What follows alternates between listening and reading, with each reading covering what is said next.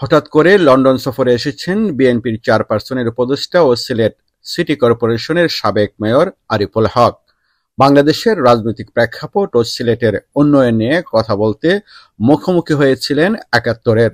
এ সময় সাবেক এই মেয়র অভিযোগ করেন, যুগ যুগ ধরে রাষ্ট্রের কাছে বৈষম্যের শিকার হয়েছে সিলেটের মানুষ। আমরা সিলেটবাসী বৈষম্যের শিকার।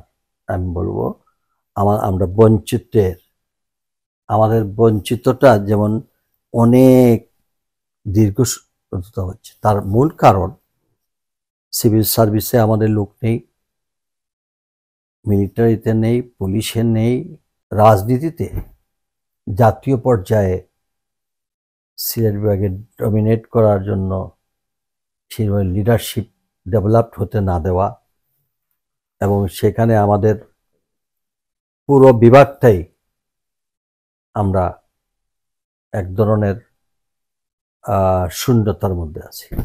তবে সিলেট যতটুকু উন্নয়নের ছোঁয়া পেয়েছে ততটুকু বিএনপি সরকারের আমলে হয়েছে বলে জানান তিনি।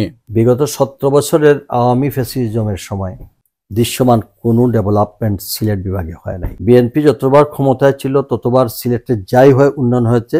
ইতিমধ্যে তিনি নিয়োগ পেয়েছেন সিলেট সিটি কর্পোরেশনের প্রশাসক হিসেবে। তবে প্রশাসকের দায়িত্ব নাকি সিলেট ১ আসন থেকে আগামী নির্বাচনে দলের মনোনয়ন চেয়ে সংসদ নির্বাচন করবেন এমন প্রশ্নে আরিফ বলেন, দলের হাইকমান্ড যে সিদ্ধান্ত দেবে সেটিই তিনি পালন করবেন। সিলেট ১ আসনে আগামী নির্বাচন করার ইচ্ছাও প্রকাশ করেন চেয়ারপারসনের এই উপদেষ্টা।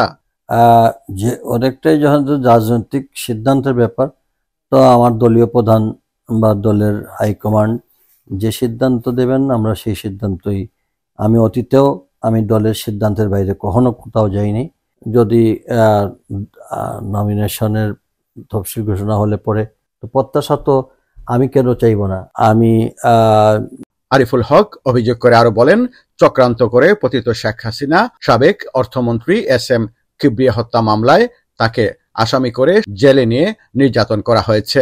আমাকে শাহ এস.এম. কিবরিয়া সঞ্জিত সেনের এটা আমাকে মামলায়, সেখানে আমি ২৬ মাস, এমন দিন নাই যেদিন আমাকে কষ্ট দেওয়া হয় নাই।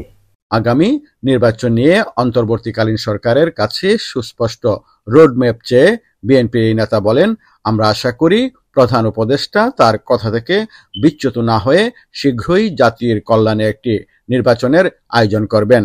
আমার দল বলছে স্পেসিফিক একটা ডেট ফিক্স করে একটা রোডম্যাপ দেওয়া, যে এটা ডিসেম্বরে হবে না জানুয়ারিতে হবে। আমরা আশা করতেছি যে উনি জুন বলছেন, জুনের মধ্যেই যদি হয়ে থাকে জুনটাকে ডিক্লেয়ার।